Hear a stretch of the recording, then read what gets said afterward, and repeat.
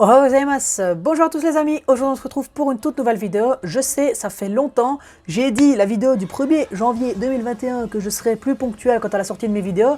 Mais voilà, il s'est passé beaucoup de choses que j'aurais pas pu prévoir bien évidemment, comme le fait que je travaille énormément déjà dans le montage, et donc j'ai fait du montage, et à un moment j'en avais un peu marre de faire du montage, donc j'avais besoin de prendre mes distances.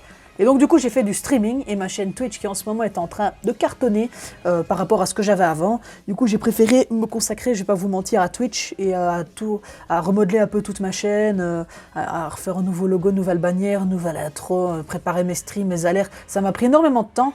Et donc voilà, on est en retard pour cette review du chapitre 136 de Shingeki no Kyojin. D'ailleurs je m'en excuse vraiment. Le chapitre, à l'heure actuelle, je sais que le chapitre 137 est sorti, mais je ne l'ai pas encore lu, tout simplement pour ne pas me faire influencer dans mon analyse. Donc voilà, je vous assure, c'est vrai, je n'ai pas lu le chapitre. Et donc là, je vais partir avec ce qu'on connaît depuis ce chapitre 136, et il s'est passé énormément de choses, les amis. Mais avant de commencer la review du chapitre, il fallait que je vous parle d'un truc, dans l'animé.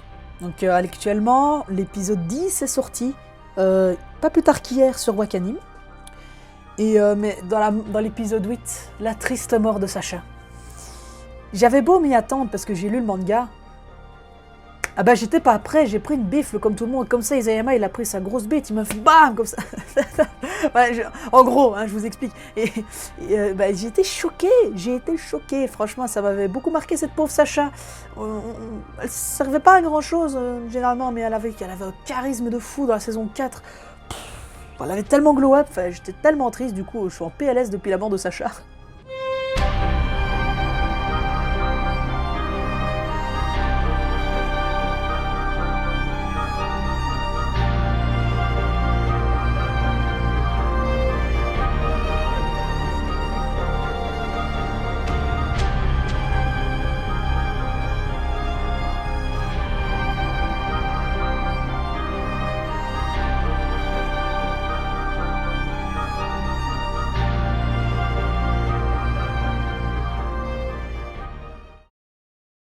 Et aussi à la fin de la review précédente, je vous avais proposé de mettre vos théories en commentaire. Il n'y en a pas eu beaucoup, il n'y en a eu qu'une seule pour être précis. Il y a eu celle de mon ami Eraserhead, donc je vais tout de suite reprendre ton commentaire et je vais te répondre en live. Enfin plutôt en vidéo à l'occurrence. Trop bien ta vidéo, mais j'ai quelques trucs à rajouter même si c'est déjà parfait. Bah écoute, merci beaucoup. Tu as oublié de préciser que les anciens titans primordiaux que Eren a ressuscités ont comme les yeux fermés, ce qui nous laisse croire qu'aucun d'entre eux n'est maître de son titan, car même Bertholdt, qui était le meilleur ami de Reiner, a essayé de le dévorer, donc c'est clair que c'est Eren qui les contrôle avec le titan originel. Ça, pour moi ça tient la route, en vrai.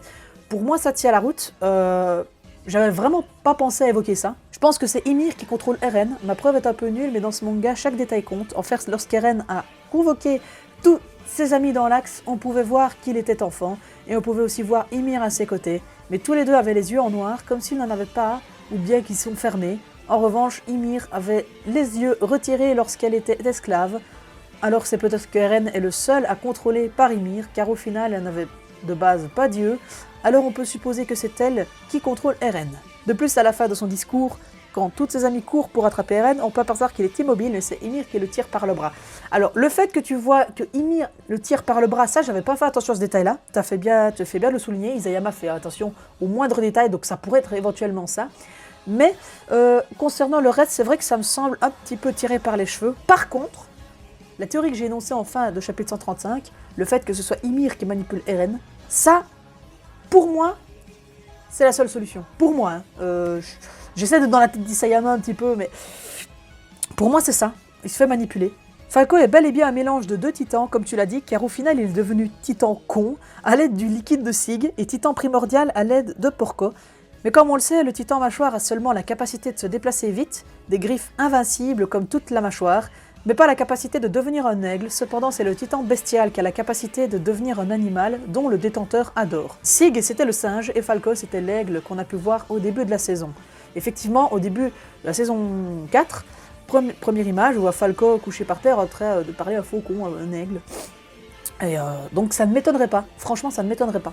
C'est son animal préféré car elle était fascinée par le fait que l'oiseau pouvait s'envoler et être libre, exactement. Donc si Falco a pu devenir un titan aigle, c'est grâce au titan bestial, alors oui, pour moi, notre hypothèse est juste.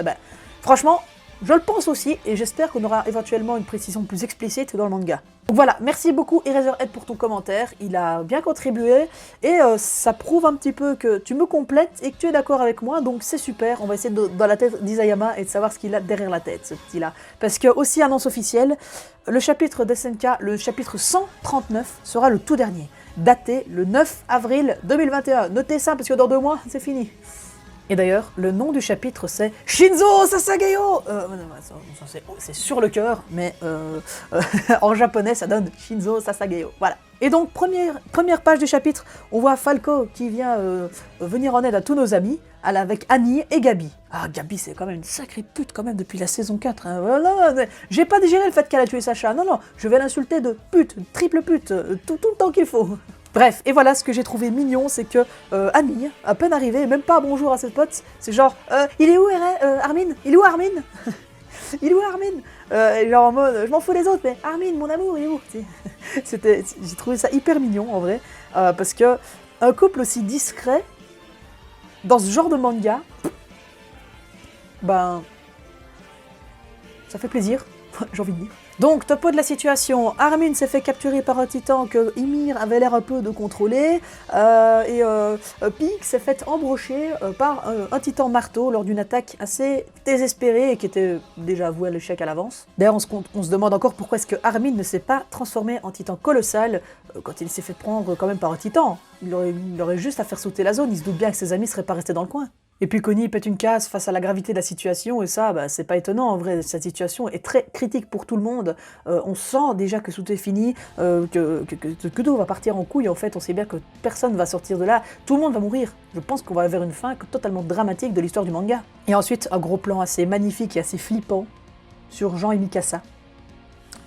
Et que Jean dit « Il faut tuer Eren ». Et Mikasa, bah, elle est en mode ça ne me plaît pas, mais t'as raison. Voilà, on ressent que Eren est définitivement perdu. Et en plus, dans le dernier épisode, du coup, de la saison 4 qui est sorti, donc qui est sorti hier, l'épisode 10, il y en aura 16, pour rappel, je ressens déjà toute l'agressivité d'Eren et le fait que, un peu comme dans Star Wars, il commence tout doucement à passer du côté obscur, un peu à se rebeller, tout ça. Donc, pour moi, pour le moment, elle a géré de son plein gré. Et ce qui rend d'autant plus ouf la situation, c'est le fait que ce soit ses amis qui disent qu'ils sont conscients qu'il faut tuer Eren. Même si c'est dur pour Connie de devoir tirer un trait sur lui. Et puis là, nos deux waifus amoureux se prennent un peu le chou, comme ça, c'était assez marrant. Quand t'as Annie qui dit à Mikasa, Mikasa. Quand t'as Mikasa qui s'adresse à Eren, elle commence toujours par Eren. Bah, ici, c'est vraiment Mikasa. On s'en fout, fais le vide dans ton esprit, ce qui compte c'est sauver Armin. Bah, ça m'a fait bien rire quand même. Et puis après Gabi nous fait une révélation qui peut apporter quand même quelque chose à l'issue du combat final. Comme quoi elle aurait tiré la balle, elle aurait coupé la tête d'Eren au moment de sa transformation et apparemment il y aurait eu un verre d'os qui serait sorti. Enfin c'est un peu dégueulasse, mais pourquoi pas si on tranche la nuque de ce fameux verre qui est sorti du corps d'Eren, ça pourrait peut-être faire l'effet inverse et faire revenir Eren lui-même, on ne sait pas encore. Et en parallèle, du côté des mares, la situation commence un petit peu à être tendue. Car vous vous souvenez de l'annonce du commandant qui avait dit comme quoi c'est notre faute, si tout ça est arrivé, on n'aurait pas dû persécuter les Eldiens, ils n'étaient pas tous comme ça, voilà, c'est fini, on va vivre sous une nouvelle ère de paix si on arrive à se sortir de cette situation, je demande que tout le monde soit traité avec respect et tout ça. Donc la déclaration de paix, quand même, et on voit, surgissant de nulle part, une armée d'Eldiens, je pense que c'est une petite armée d'Eldiens, qui ont enlevé leurs brassards. Leur brassard jaune signe un peu de rébellion, mais d'un côté, comme maintenant c'est la paix, normalement, tout le monde est sur le même piédestal. Et ils disent « Bonjour Soldamar, est-ce qu'on peut vous aider à soigner les blessés? Est-ce qu'on peut se rendre utile ?» Et puis il y a les soldats qui disent « Ah non, on fait pas confiance aux Eldiens, on n'a pas le temps. » Ça, ils braquent leurs flingues sur eux. Et donc du coup, les mares se sentent offensés, ils braquent leurs flingues aussi. Donc chaque camp braque leurs flingues l'un sur l'autre. Et puis, le commandant Muller, voilà, on a son nom. Le commandant Muller, c'est celui qui a fait l'annonce que je vous ai citée juste avant. La déclaration de paix, il arrive et on regarde qu'il a le flingue à la main et il a un peu un regard vénère. Et puis là, hop, hors champ, on se retrouve sur le titan ailé et on entend des coups de feu qui vont de partout. Et là, on ne sait pas ce qui se passe. qui est le premier à avoir ouvert le feu? Est-ce que ce sont les Mars qui ont tiré sur les Eldias? Est-ce que ce sont les Eldias qui ont tiré sur les Mars? Mais moi j'ai plutôt une théorie, j'espère qu'elle sera vraie, comme quoi ce serait le général Muller qui aurait tiré sur ses subalternes Mars, parce qu'il ne respectait pas les nouveaux idéaux qu'il voulait imposer. Donc il ne voulait pas respecter les Eldias, il les a liquidés.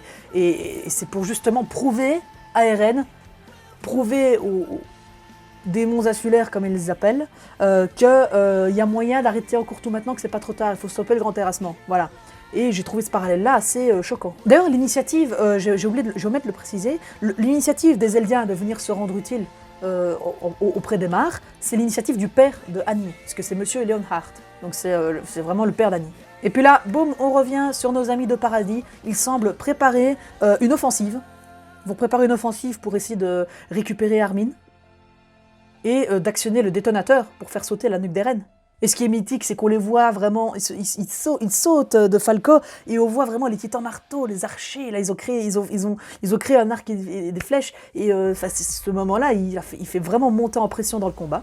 Et puis après autant de temps sur la touche, on va dire, on voit Reiner qui commence un petit peu à reprendre la forme. Voilà, il était pas trop en forme et maintenant il commence à casser un petit peu des gueules. Et après, directement après cette bombe, grosse révélation, on connaît enfin le pouvoir de Pieck. Parce que Pieck, le titan charrette, à part être à quatre pattes et porter des tanks, ne servait pas à grand chose en fait. Il est maintenant si. On la voit qui se sépare de son titan, qui court sur l'arme du titan marteau et qui recrée un titan juste derrière. Et en fait, son vrai pouvoir, c'est que comme c'est le titan le plus endurant, qui peut rester le plus longtemps possible en forme de titan, d'ailleurs elle a dit une fois qu'elle est restée 2 ou 3 mois dans sa forme de titan, comme c'est le titan le plus endurant, elle peut se transformer à l'infini. Tant qu'elle n'est pas morte. Donc même blessée, elle peut se transformer en titan après. Et ça, c'est très très très intéressant, surtout dans un combat comme ça. Mais en vrai, Pieck, elle remonte grave dans mon estime là. Et puis là, Jean fonce vers le détonateur, mais bien évidemment, se fait stopper net par des titans. Ensuite, on revient sur le dos de Falco, et on voit... On se rend pas encore compte de l'immensité, du gigantisme, si je puis dire, du titan d'Eren. Parce que le titan colossal, voyez-le, c'est une petite araignée sur une toile en fait. Il est tellement petit le colossal, quand je vois le titan d'Eren, c'est impressionnant. Et on aperçoit enfin le titan qui aurait enlevé Armin et qui serait contrôlé par Ymir. Mais ressemble bizarrement, comme l'a dit Mikasa, on dirait un porc, un peu sur pattes. C'est un mélange de bestial parce que c'est une bête. C'est un mélange de mâchoire parce qu'il est quand même très agile et qu'il a quand même une grosse mâchoire. Et ça peut être aussi un charrette parce qu'il se déplace à 4 pattes. Donc on ne sait pas. Et puis après, plan sur Levi qui nous fait part d'une belle réflexion, en même temps d'un flashback. Voilà, il se demande à quoi il sert dans tout ça, en plus il est blessé. On comprend qu'il a toute la pression sur ses épaules. J'ai trouvé ça en mode, vraiment, Erwin, Angie, tout le bataillon d'exploration se sont toujours battus au péril de leur vie pour sauver l'humanité. Sauf qu'ils ne se doutaient pas que déjà c'était l'humanité qui voulait leur mort à eux, mais qu'en plus... toute l'humanité, y compris la leur, est réduite à néant par les titans. Et donc ça, on comprend que Levi soit totalement dépassé. Mais en tout cas, on est content de voir qu'il ne regrette pas d'avoir choisi de sauver Armin plutôt que Erwin, parce que Armin, au final, il a quand même été vachement utile. Et après énormément de temps, on revoit enfin un titan féminin en action. Voilà, Annie, elle met des dropkicks dans la tronche, elle te décapite des titans, ça, fidèle à elle-même, quoi. Le retour d'Annie venue sauver son amour perdu. Là, on peut vraiment le placer comme ça. Et puis on a aussi le retour d'une Mikasa badass qui tranche du titan. Et elle arrive enfin devant le fameux titan Okapi, voilà, on va l'appeler comme ça parce que c'est le nom que Annie lui a donné. Et elle est bloquée, le titan... Il y a un autre titan qui saute par-dessus pour protéger le titan Okapi. Et ça a l'air d'être cuirassé. Et puis là, derrière, travail d'équipe. Il y a Mikasa, elle prend son pied, elle décapite le titan cuirassé quand même, je me permets de le préciser. Et puis on voit que le titan Okapi se casse après, mais qu'ils vont le suivre. Mais genre quand même, quel travail d'équipe et quel combat, quelle montée en pression. Isayama est vraiment un génie narratif. Et enfin, on termine sur une grosse autre révélation qui pourrait confirmer ma théorie. Voilà. On voit Armin, inconscient, et on voit son corps inconscient et on voit sa conscience qui parle à son corps en mode « je te déteste ». Enfin, en gros, il a honte de lui parce que c'est toujours... Il se sent faible, il se sent inutile, il n'est pas capable de mener un combat. Il a toute la pression aussi. Hein. On t'a sauvé toi plutôt qu'Erwin, donc voilà, il faut que tu te rendes utile plus qu'Erwin, il faut que tu prennes sa place quasiment. Et puis à la mort d'Angie, c'est quand même Armin maintenant qui est le grand chef du bataillon d'exploration, maintenant le général. Et donc toute cette pression sur lui, on comprend qu'il craque à un moment, qu'il perd totalement confiance en lui, il n'a plus aucune estime pour lui-même, il se sent pas capable de mener les choses à bien. Puis après, il se rend compte qu'il est dans du sable et qu'il respire. Et il regarde autour de lui et se rend compte qu'il est dans l'axe, le chemin, là où tous les titans se relient et les Elia aussi. Et puis, il trouve Sig dedans. Et Sig lui dit, « Toi aussi, tu as été avalé par Ymir ? Toi aussi, tu as été avalé par Ymir ?» Ça confirme de mes théories. Donc, si au moment de la transformation d'Eren en colossal, on voyait bien que Sig était encore en vie, est-ce que ce serait pas en réalité Ymir qui aurait absorbé Sig parce qu'elle a besoin de sang royal pour déclencher le titan bestial? Le grand terrassement, pardon. Je m'embrouille, mais oui, le titan bestial. Et en plus, ça m'étonnerait pas qu'elle avale Armin, parce que c'est quand même un danger. S'il fait péter toute la zone, il peut quand même faire péter les primordiaux. Donc voilà. Est-ce que ce serait pas l'initiative d'Ymir? Tout ça. Je me le demande vraiment. Et en tout cas, on en saura plus dans l'épisode 137. Voilà. Moi, là, je vais m'empresser d'aller lire le chapitre 137 parce que ça fait plusieurs jours qu'il est sorti et je l'attends avec impatience. Je vais vite faire le montage et puis je vais vite lire ça. Et je vais faire écriture et puis je tournerai peut-être même directement après si j'ai le time la review du chapitre 137. Et il ne nous restera plus après que 2 chapitres avant la fin de ce manga de 10 ans d'écriture. Franchement les amis, dites-moi en commentaire ce que vous en pensez. En tout cas, si cette vidéo vous a plu, n'hésitez pas à vous abonner à la chaîne, ça ferait super plaisir, et à lâcher un petit pouce bleu. Comme ça, vous serez au courant de ma prochaine review, et vous pouvez aussi m'énoncer vos théories en commentaire. Voilà, j'espère que cette vidéo vous aura plu. On se retrouve très bientôt pour une prochaine vidéo. Allez, salut tout le monde, c'était Chibi-san. Sayonara.